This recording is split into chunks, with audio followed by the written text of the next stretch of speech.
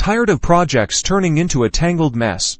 Let's stitch the chaos and build a rock-solid project foundation in Basecamp, step by step, in just 90 seconds. First, from your Basecamp homepage, spot and click the New Project button. It's usually near the top, often in a vibrant green. Now, give your project a name.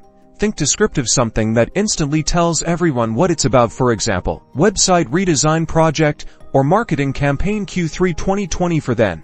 Below that, you can add a brief description. This is your project's elevator pitch, a short and sweet overview of its goals. Next, Basecamp lets you decide who should be a part of the project. Click Add People to this project and select the team members who will be collaborating. Choose wisely. Adding the right people from the start saves time and confusion later. Time to set up some of the essential tools. Basecamp offers several options: message board, to-dos, campfire for quick chats, docs and files, and automatic check-ins. Enable the tools that are important to your workflow. For example, I'm enabling everything except automatic check-ins for this project. Now for the good stuff: setting up initial to-dos.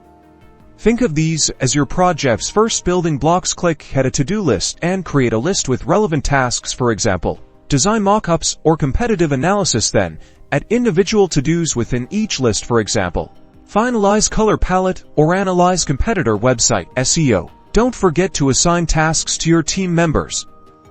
Click on a to-do and use the assignee field to select the person responsible. Add due dates to each to-do and help everyone stay on track. Finally, once you've named your project, added people, set up tools, and created initial to-dos, click the Create Project button at the bottom. Boom!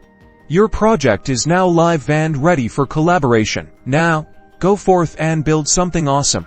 This structured start will make all the difference.